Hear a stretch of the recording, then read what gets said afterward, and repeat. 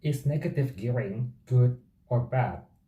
Welcome to the Mango Monkey Show, where we talk about personal finance, investing, and building wealth.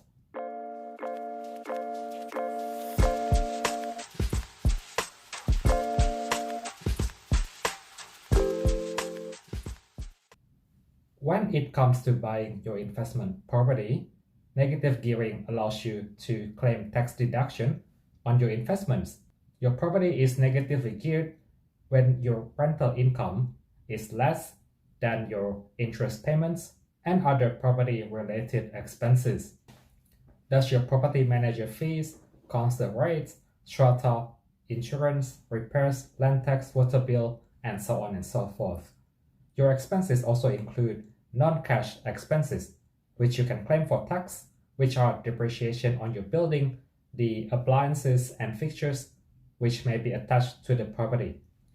Negative gearing is a little different from negative cash flow. A property is cash flow negative when the rental income is smaller than the expenses and the mortgage repayments, which may include the principal repayment, which is the loan which you pay down on top of the interest charges. A property can be cash flow positive and can still be negatively geared at the same time. It is unlikely, but this may be the case if there is a huge depreciation which you can claim for tax and your investment loan is an interest-only mortgage. So, should you aim for a negatively geared property or a positively geared property? A quick disclaimer, I'm not a financial advisor and I'm just a guy on the internet, so I cannot give you any advice. But I will talk to you about some of the things I have found on the internet, which may be from an expert or from another random guy on the internet. So if you have decided to follow a random guy on the internet like me, let's go. The key benefit of negative gearing is that the net rental loss you suffer during the financial year may be offset against other income that you earn, for example, your salary. This reduces your taxable income and how much tax that you have to pay. Doesn't everybody love reducing their taxes? How does tax deduction work?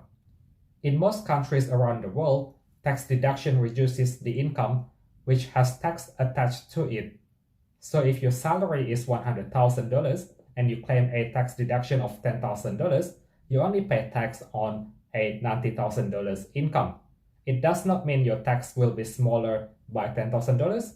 You still pay the usual tax, but based on a $90,000 of income.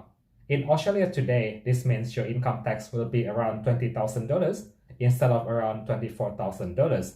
In other words, the tax deduction does not give you free money. It only gives you a discount on your tax.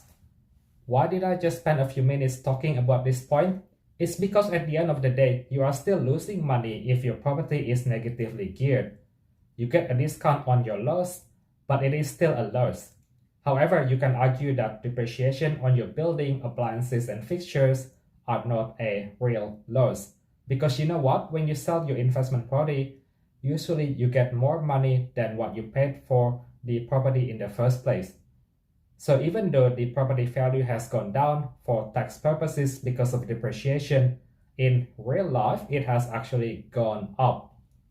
Another way of saying that is that even though the building value has gone down, the land value has gone up so much that it lifts up the combined value of the land and the building.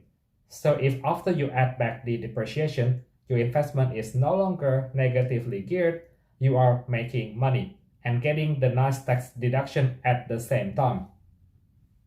Depending on whether you are paying down the principal on your investment loan or you are only paying the interest component, your property may also be cash flow positive, especially after you add the cash rebate from the tax office if you claim depreciation. Like a lot of things in life, usually something that looks attractive also has something bad hidden inside it. If a property is positively geared, it is often because the land value is small in comparison to the building value. I don't really know why, but it is often like that. It is usually an apartment unit rather than a house. It is usually in a mining town rather than close to the city. Land goes up in value, building goes down in value over time because it gets older. So if a property is positively geared, the growth in market value is likely to be slower. If you look at the total investment return of a positively geared property from both the growth in market value and from the net rental income, it may be lower than a property which is negatively geared. But a property which is positively geared is easier to hold. It is likely to be cash flow positive, which means on a monthly basis you see more cash coming into your bank account than the cash which comes out of your bank account. It is also easier to get a bigger loan for a positively geared property. This is because the bank will think that your total income is bigger, and if your income is bigger, your loan also gets bigger. The bank ignores depreciation, so just because the property is negatively geared does not mean the bank will view your income as being lower than before you purchased that property. However, if your property is negatively geared, usually the rental income is small, so your total income only receives a small boost rather than a large boost if you buy a positively geared property. If you want to build a property portfolio and become a property mogul like that whiz kid from McDonald's who was in the news recently, you need positively geared properties. But if you only want to have a home that you live in and an investment property, one of each and no more, you are probably better off choosing a negatively geared property, assuming the total investment return is bigger because the capital growth, the increase in market value, is bigger, which is probably the case when you buy a freestanding house rather than an apartment unit. This also assumes your existing income is already quite good and you do not need a large income boost from a positively geared property. If you enjoyed this video today, don't forget to absolutely smash that like button to spread the word to other people who want to invest. It will mean the world to me if you also subscribe to my channel so that I can keep growing my channel and reach more audience.